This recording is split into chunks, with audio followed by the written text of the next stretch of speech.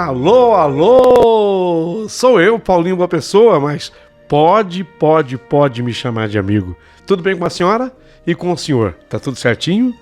Que bom, hein? Abraçar essa família linda que já tá na nossa sintonia, acompanhando aí mais uma história. Aliás, a história de hoje me deixou arrepiado. Olha, a história de hoje me deixou até um pouquinho impressionado. Você vai gostar, tenho certeza que você vai gostar. Antes eu quero mandar uns alôs para a turma que tem feito comentários, né? Agora vou para um pessoal assim geral, não apenas aqueles que comentam que são nossos membros, mas no geral. Então, no geral, a Zilda Mello mandou corações no comentário da história Além da Traição. A Rosemary, minha amiga, o que eu aprendi na sua história sobre ainda a história Além da Traição, que é uma história muito bonita, a história da meia-noite, né?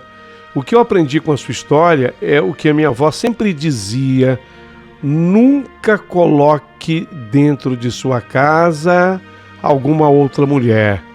É a mesma coisa que dar carniça para o urubu. É mesmo, é? Amigas têm que ser do portão para fora. Vovó dizia isso. E nunca comente também a sua vida íntima com ninguém. Você foi uma guerreira, professora Carmen, e eu não seria essa guerreira imensa que a senhora foi, comentou Rosemeire. Rosemeire, obrigado, viu? A Thalita Almeida, na mesma história, comenta também: Thalita, admiro muito esse seu perdão, professora, mas como perdoar não é esquecer, eu jamais teria contato com a traidora. Deus abençoe você, professora, e muitas felicidades. Muito bem. Obrigado a vocês que comentaram. Aqui foi assim no geral, tá? Queria também agradecer Isabel Oliveira, linda história, triste também, emocionante. Você tem um bom coração, perdoar é divino. E é sempre muito importante a gente poder perdoar. Perdoar muitas vezes é consertar. Parabéns para a senhora. E outra coisa, ninguém sabe dos desígnios de Deus. Isso aí, você tem razão. Obrigado, Isabel Oliveira. Já entre os meus queridos amigos membros, eu vou saudando com muito carinho uma nova membro que acaba de chegar, Leide Silva. Tudo bem, Leide? Ô, Leide. Leide Silva. Muito obrigado, Leide Silva. Obrigado, Leide. Um beijo para você, viu? Agradeço de coração mesmo. E sobre comentários dos nossos queridos amigos membros, em O Vestido de Bolinhas Vermelhas, Adriana Ferreira comentou: achei intrigante essa história. Padres deveriam ser livres para poderem se casar. Também acho. Concordo com você, Adriana. Também acho. Também na história Além da Traição, Adriana Ferreira, ela comentou: o perdão cura tudo. Isso aí. Sandra Amara. O Paulinho, ela comenta em Arrancou a Minha Filha, uma história antiga que ela escutou aqui, né? Esse é o verdadeiro amor, diz a Sandra Amara. Amor não se fala, se faz, se demonstra. Amar o pecador é mais difícil do que amar aquele a quem sempre nos supre de carinho, de afeto e de amor. O amor pelo neto, o amor pela filha, fez com que essa grande mulher perdoasse a pessoa e que ficou bem claro, ela amou o pecador e não o pecado. Sandra Amara, eu achei teu comentário muito feliz. E realmente é isso. Ela ouviu uma antiga história e quem sabe um dia eu trago essa história que ela escutou para o Rebobinando. O Rebobinando é sempre sábado e domingo. Depois deixa o teu comentário e diga-me o que você acha do Rebobinando, tá? Que é sábado e domingo a gente voltar a uma história antiga. E se você tiver alguma história antiga para sugerir, por favor, fique à vontade. Bom, tá tudo pronto para a história de hoje que já vai começar. Antes, porém, da história, eu vou cantar. Prepare o seu coração para a história que eu vou contar. A história do delegado Eu tenho certeza vai te arrepiar, eu tenho certeza vai te amedrontar. Ui, ai que medo que dá. Essa dá medo, hein? Tá preparado? Ui, então vamos nessa.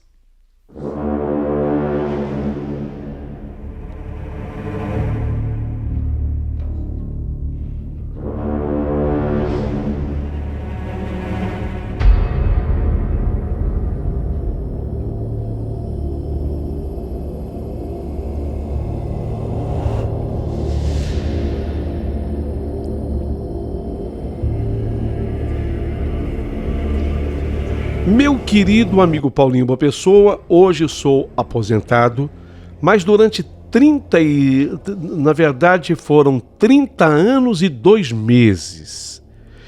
Então, durante 30 anos e 2 meses, eu servi a Polícia Civil do meu estado na função de delegado. Foi um tempo grande, é verdade, um tempo grande demais, mas eu vi muitas coisas. Além ainda desse tempo, você acredita, Paulinho? Acredito, sim, senhor. Embora o meu nome fosse um nome longo, pra você ter uma ideia, eu tenho nome composto e depois seguido de 4 sobrenomes. Nossa! Então, eu sou conhecido pelo último sobrenome meu, Simões. E quando eu digo que eu vi muitas coisas, Paulinho, refiro-me evidentemente ao mundo material.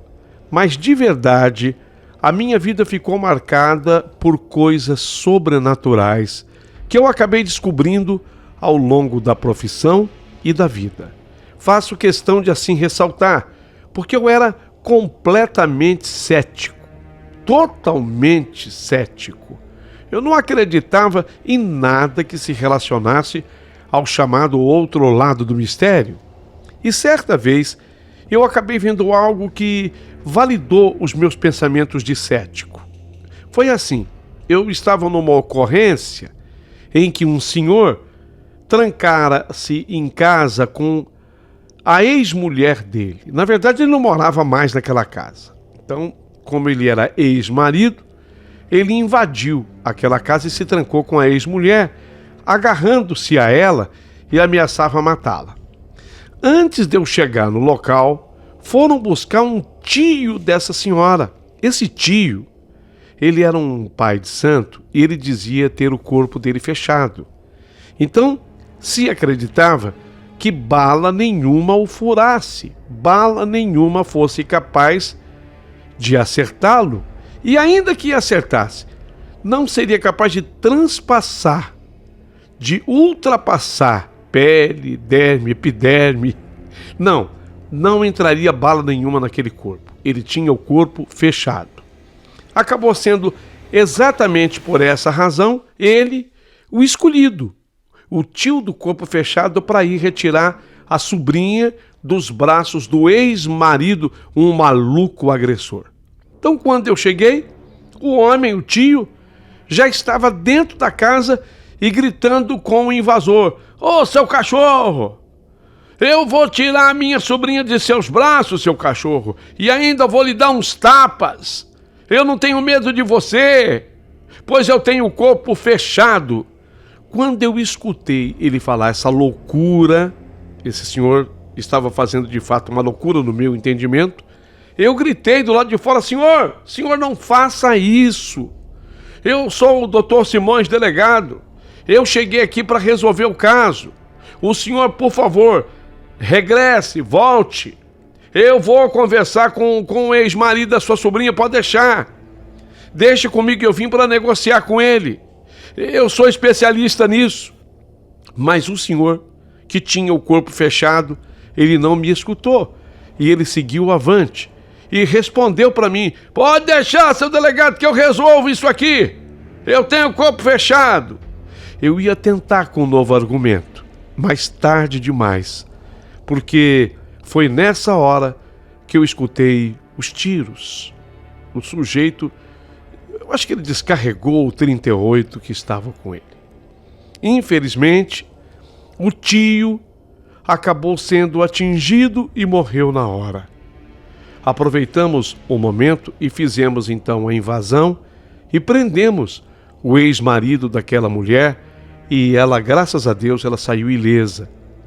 Depois a família chorava a morte do tio e todos diziam: mas como é que aconteceu, hein? Ele tinha o corpo dele fechado. Como é que pode acontecer uma coisa dessas com ele? E eu dizia para quem quisesse ouvir: gente de Deus, isso não existe. Isso não existe. Eu fiz questão de relatar essa ocorrência, assim, de cara na minha história, para que você que está ouvindo tenha uma ideia do quão eu era cético. Eu não acreditava em nada disso. Mas um dia, tudo também na minha vida iria mudar.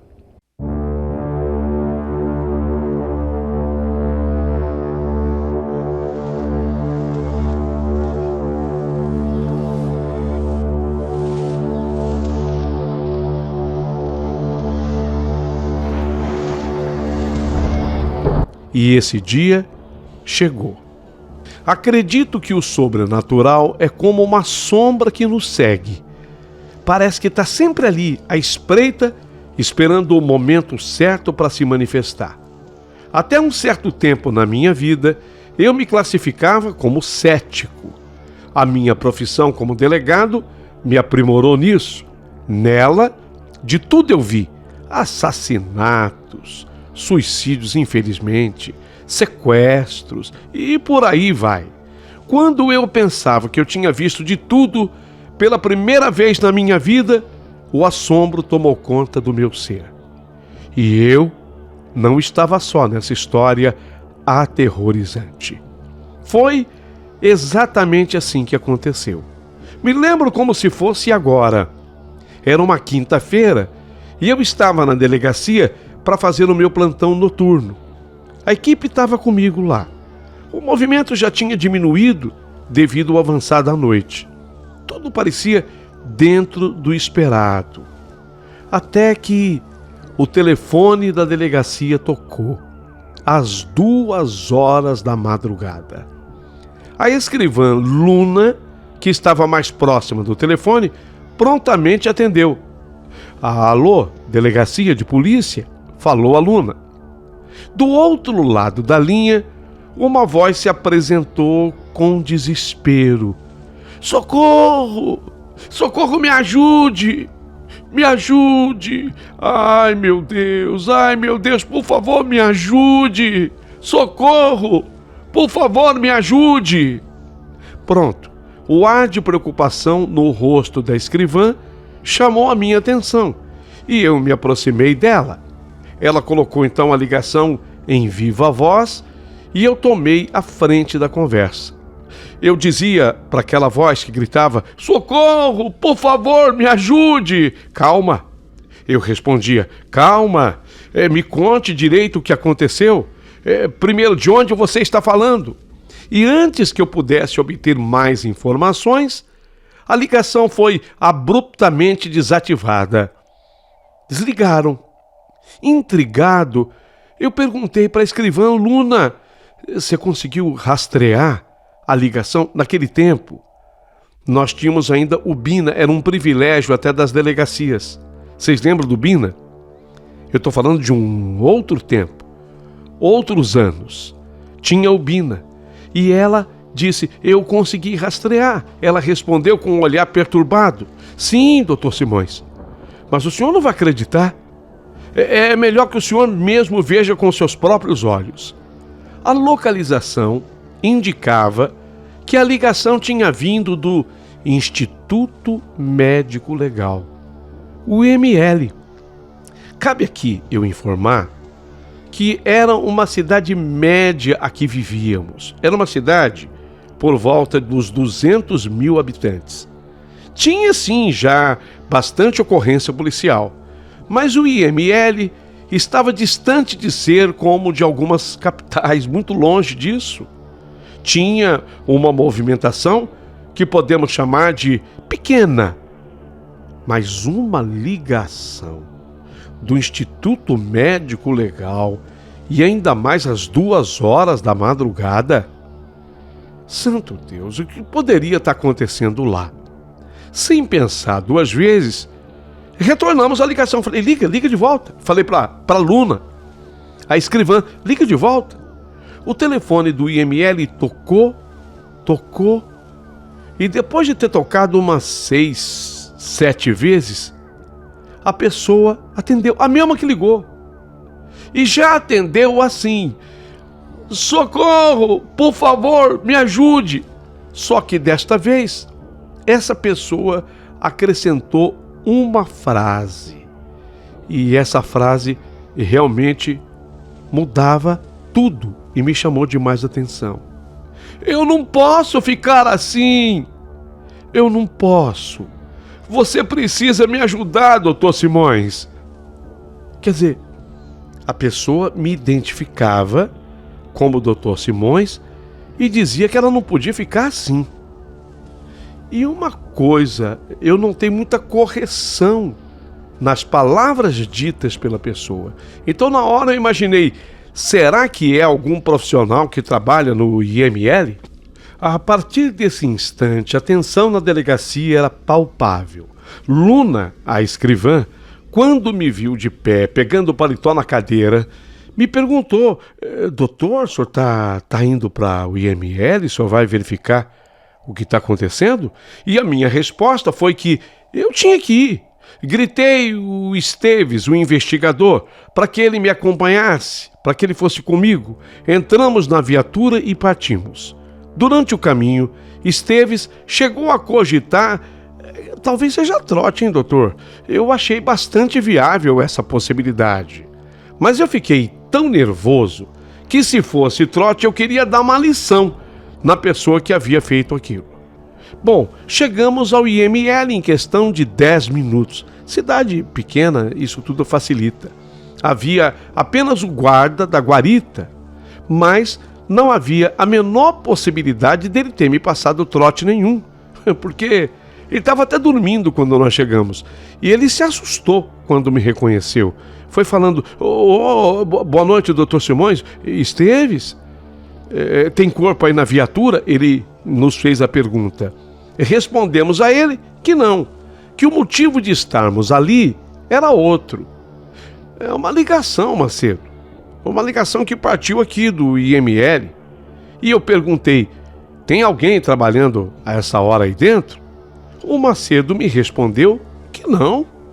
Não, doutor, está tranquilo. Se houvesse qualquer emergência, ele ligaria para a casa do médico legista, que morava também por perto. Quer dizer, o médico legista viria se ele ligasse. Esteves chegou a cogitar: então vamos embora, doutor. Esse telefonema deve ter partido de algum outro lugar, foi alguma confusão daquele Bina. Eu acho até que ele não anda muito bom. Foi quando eu perguntei: mas diga uma coisa para mim, Macedo, tem algum corpo aí? Doutor Simões, tem sim aquele corpo sem identificação que o senhor sabe. O que o guarda Macedo estava me falando era de um sujeito que havia aparecido morto. A gente não sabia como aquele sujeito tinha sido morto. Seu corpo fora encontrado sem nenhuma identificação e com um detalhe: sem cabeça. Aquele corpo estava degolado. Eu pedi ao Macedo que abrisse a sala. Eu queria entrar para averiguar. E foi assim. Aquela madrugada adentrei a um mundo além do que eu poderia imaginar. Eu entrei no mundo sobrenatural. O mundo sobrenatural havia se materializado e eu estava prestes a desvendar um mistério que desafiava todas as minhas convicções. O que aguardava por mim no IML era algo que nenhum treinamento policial poderia me preparar. A escuridão se aproximava e eu estava prestes a enfrentá-la, mesmo que isso significasse confrontar os meus próprios medos e dúvidas. A atmosfera do Instituto Médico Legal era densa, como se o próprio ar carregasse o peso dos segredos e das almas que por ali já tinham passado. Mas no que eu entrei, uma coisa totalmente absurda. A gaveta da geladeira dos cadáveres estava aberta. Não, isso jamais ficaria assim no IML. E a luz pálida iluminava o interior metálico daquilo. Meus olhos se fixaram naquele corpo magro, sem vida, sem identificação e sem cabeça. A cabeça daquele homem ainda não havia sido encontrado. O mistério pairava no ar como uma névoa gélida. Naquele momento, eu já tinha, eu posso dizer que uma experiência vasta. Eu era delegado havia 12 anos. Eu já estava habituado a lidar com o lado mais sombrio da humanidade. Mas mesmo assim, eu senti um calafrio percorrer a minha espinha. Eu fui me aproximando da gaveta, os passos foram ecoando no corredor silencioso. O cheiro de formol e de morte impregnava nas narinas de quem ali estivesse. Mas havia algo mais, algo que não podia ser explicado pela ciência forense. Ao olhar para aquele corpo inerte do cadáver, aquele corpo magro e sem cabeça, eu senti, naquela hora, uma conexão inexplicável com o dono daquele corpo, que eu nem sabia quem era. Então essa conexão só poderia ser chamada de espiritual. A conexão com um homem que se apresentava sem identificação e sem cabeça. Mas eu tive a impressão, e isso eu não sei como, de que mesmo sem cabeça, aquele homem me olhava. Era como se uma cabeça imaginária me encarasse, e nela, os olhos vazios me olhavam, buscando algo além da morte. Era uma comunicação diferente, uma comunicação silenciosa. Era um pedido desesperado.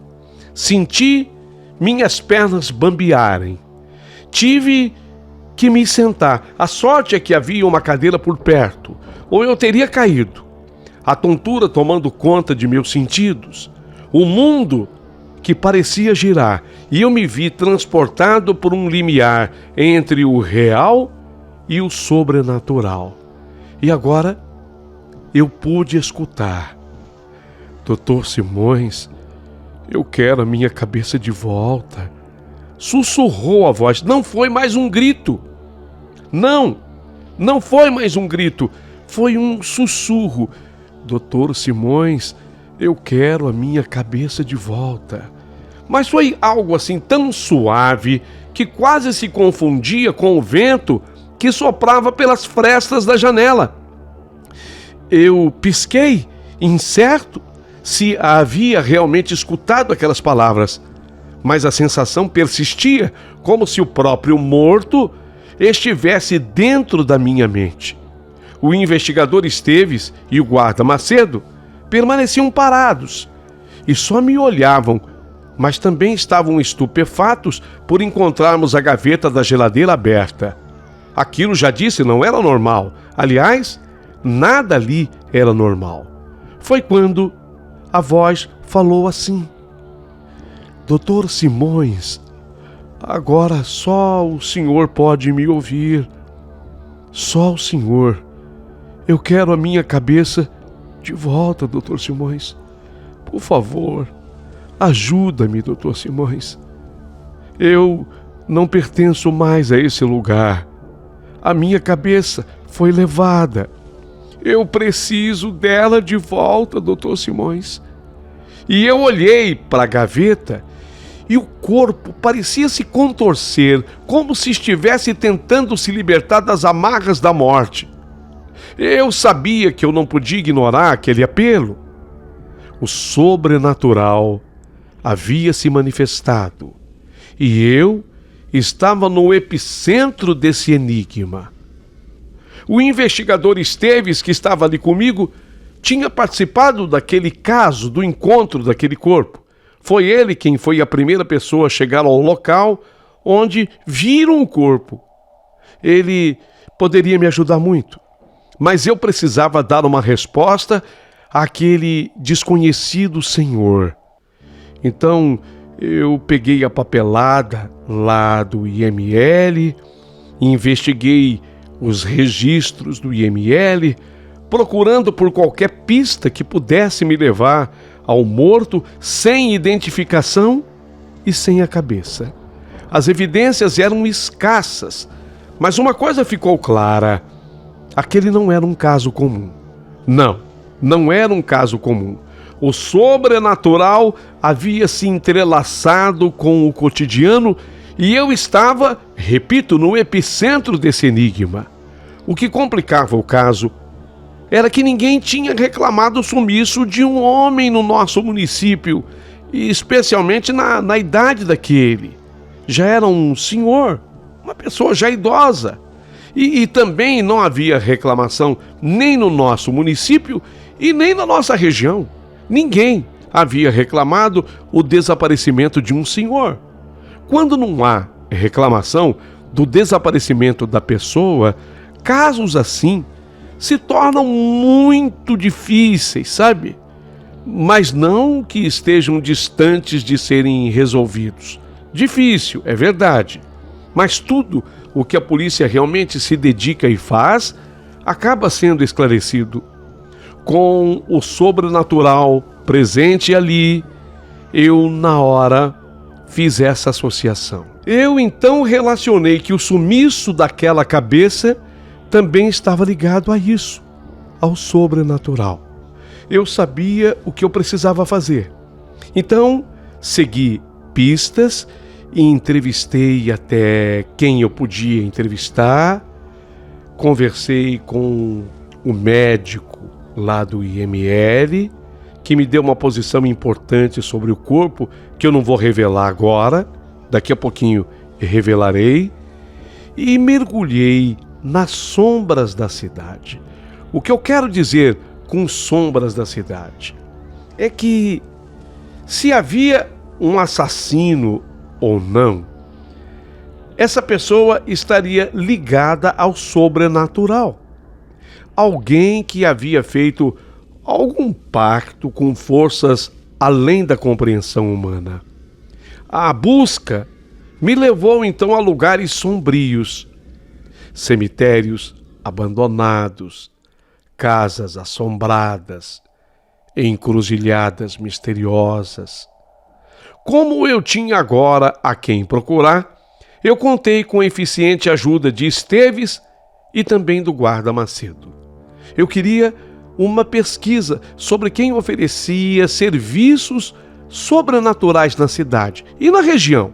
E aquele anúncio, feito num papel cartão, veio muito a calhar. Era um místico que falava de um trabalho realizado por ele capaz de expandir a inteligência humana. O anúncio era assim, dizia exatamente assim: se você precisar passar numa prova, num exame vestibular ou em algum concurso público, conte com esse meu poderoso trabalho de expansão de inteligência. Quem encontrou esse anúncio foi o competente investigador Esteves.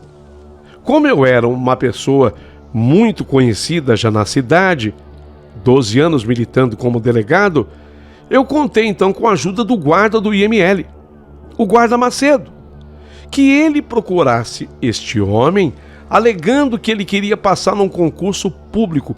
Eu escolhi com ele um concurso fora de qualquer suspeita. Diga, Macedo, que você quer ser técnico da Secretaria de Saúde do Estado. Isso, inclusive esse concurso, a exigência é que você tenha um ensino médio, tá? Macedo cumpriu a regra, o combinado. E ele foi atrás desse homem, o homem do anúncio. E o Macedo se assustou, já estava combinado para que ele se assustasse. E ele se assustou com o valor cobrado pelo homem. Já tinha sido orientado a perguntar por que daquele preço tão exorbitante. Queria que o homem justificasse.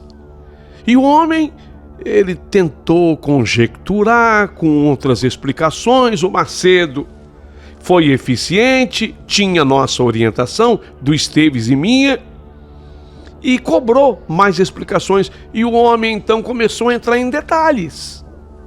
E o diabo mora nos detalhes. O homem disse que o trabalho dele era caro porque ele tinha que comprar cabeças de defuntos. Mas cabeça que ainda tivesse o cérebro dentro. Quer dizer, não adiantava comprar um crânio. Não adiantava comprar o crânio de um esqueleto. O homem dizia que pagava caro para os coveiros, porque ele precisava comprar as cabeças de defuntos recém-enterrados, onde o cérebro ainda existisse. Macedo ficou estupefato com a descoberta e foi além.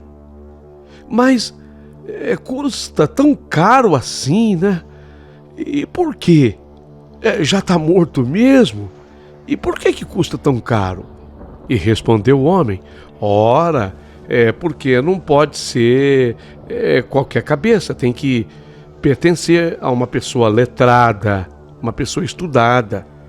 O senhor está entendendo? O trabalho é feito com um cérebro privilegiado pela inteligência.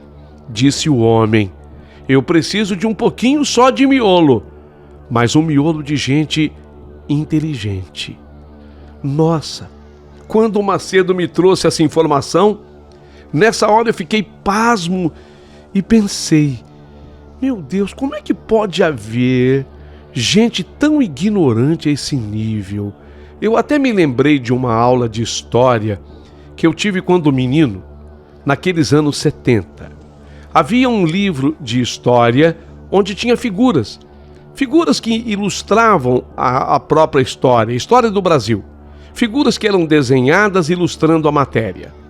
E eu nunca vou me esquecer daquela figura do livro, onde havia assim um grupo de indígenas, índios brasileiros, uma tribo brasileira, tudo desenhado, tá? Tudo figura.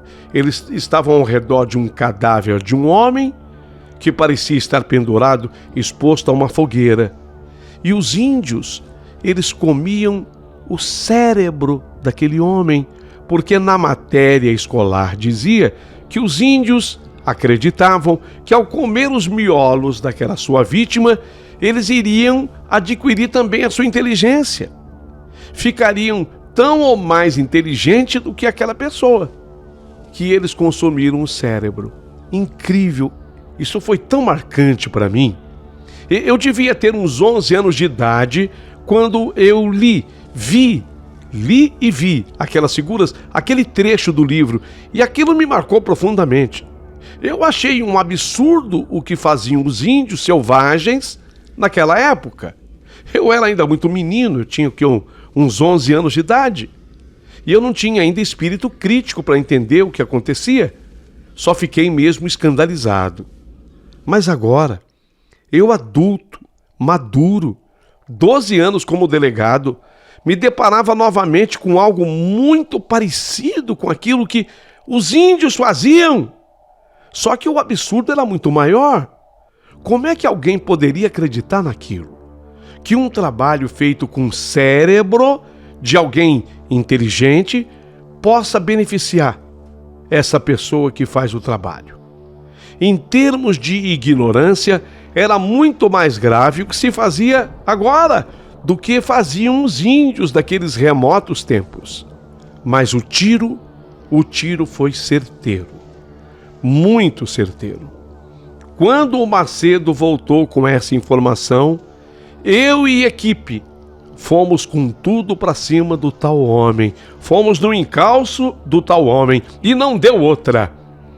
Ele tinha de fato 2 cabeças em casa com ele.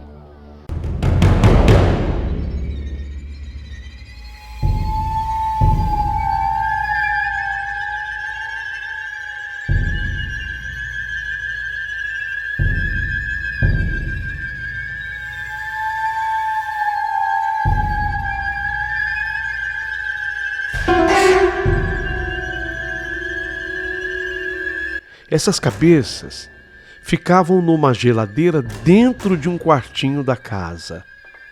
E pasme, uma daquelas cabeças pertencia ao homem que estava no IML. Como assim? Esclarecendo, o homem que fazia os rituais, ele não cometia crime de morte. Ele não era um assassino, ele não matava ninguém. Presta atenção. Mas ele comprava cabeças de defuntos. Ele corrompia um ou mais coveiros que, depois de enterrar alguém, cortava-lhe a cabeça, quer dizer, esperava a família ir embora, cortava a cabeça do defunto e vendia essa cabeça para o tal do homem. Vocês já pararam para pensar nisso? Na crueldade desse crime? E por que aquele corpo que estava lá no IML não era reclamado? Porque se tratava de um homem que já tinha falecido de morte natural, que fora retirado do seu caixão para que tivesse sua cabeça cortada depois. Mas o mais impressionante vem agora. O coveiro que cometia essa atrocidade, ele contou na delegacia. Lógico, depois de uma certa insistência que eu, delegado, fiz com ele, mas ele contou nos detalhes. Na hora que ele se preparava para cortar a cabeça daquele defunto, ele acabou sendo atacado por um imenso cachorro preto que surgiu do nada. Diz que o cachorro era muito grande. E o corpo daquele senhor era um corpo franzino. Era um senhor que havia falecido de câncer e muito magro. Ele era professor, aquele senhor. Professor de física num colégio da cidade. O cachorro, que era muito grande, arrastou o corpo do homem para fora do cemitério. E acabou o cão sendo perseguido pelo coveiro, que, armado com uma foice, fez com que o cachorro fugisse. Mas o homem já estava agora na parte externa do cemitério. O coveiro então escondeu o homem no mato, pegou depois o seu carro, jogou o homem no porta-malas desse carro e conduziu o corpo para mais distante ainda. Só que ele teve medo de ser visto voltando com o homem para dentro do cemitério. Foi quando ele cortou a cabeça do professor, planejava enterrá-lo, mas, de novo, a presença desse cachorro preto fez ele abandonar o corpo. E ele largou o corpo lá no meio do mato. Então, quando encontraram o corpo, ele já estava sem cabeça e sem identificação e completamente nu, porque até as roupas do homem, desse professor, até as roupas foram roubadas, levadas. Provavelmente, em mais uns dias, aquele corpo teria sido sepultado novamente como sendo de um indigente e ficaria por isso mesmo, porque, óbvio, ninguém reclamava o corpo. Mas foi quando o sobrenatural se manifestou e tudo foi esclarecido. Eu tive, juntamente com o meu amigo Esteves e o guarda Macedo, a satisfação do dever totalmente cumprido, tendo devolvido a cabeça a quem de direito. Foi uma grande vitória nossa. Os envolvidos foram presos, o homem do ritual, o coveiro, e havia ainda uma terceira pessoa que ajudava o coveiro, e esse também foi punido, apesar de uma pena menor. A condenação se deu por vilipêndio de cadáveres. É considerado crime contra o respeito aos mortos, previsto no artigo 212 do Código Penal Brasileiro. A pena prevista é de 1 a 3 anos de detenção e mais multa. Cadáver é o corpo humano sem vida ou parte, não precisa ser o corpo inteiro, parte do corpo. Com os agravantes, eles acabaram condenados a mais de 5 anos. Não conseguimos provar outros crimes, mas aquele e da segunda cabeça ficou bem estabelecida a prova. Tanto o homem do ritual como o coveiro passaram pelo menos 1 ano e meio presos. Acho que o bastante para nunca mais repetirem o que tinham feito. Eu, o delegado Simões, mais Esteves, mais o Macedo, tivemos que enfrentar o sobrenatural e o racional, as duas coisas somadas. A verdade estava além do véu, mas também a redenção.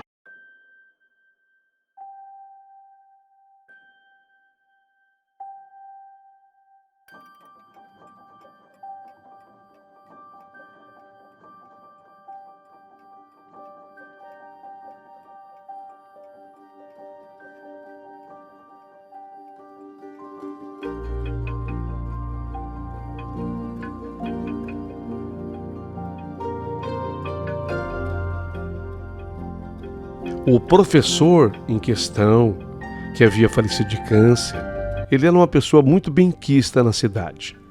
Jamais vou cometer o pecado de revelar o seu nome. Era uma pessoa muito querida mesmo. Aquele professor ganhou um segundo sepultamento, mas eu ganhei uma grande proteção a partir daquele dia, que eu tinha certeza absoluta que vinha dele ou de forças próximas a ele. A nossa cidade voltou à normalidade, mas eu fiquei, com as marcas, profundas marcas, especialmente para quem era cético. Passei a entender que o sobrenatural de fato existe. Não me considero corajoso e nem medroso. Por isso eu vou usar uma frase dúbia agora. Então, com coragem e incerteza, eu chego ao final dessa história. Eu, delegado Simões, neste caso me ajudaram o investigador Esteves e o guarda Macedo. Seguimos nossos caminhos separados, especialmente agora que eu já sou aposentado. Mas o que nós vivemos juntos jamais será esquecido. Tudo o que eu coloquei aqui, meu amigo Paulinho Boa Pessoa, de fato aconteceu comigo. Este talvez seja o caso mais marcante, mas com a sua permissão, voltarei em outras ocasiões contando outros detalhes da minha vida como delegado do real e do sobrenatural. Agradeço, Dr. Simões.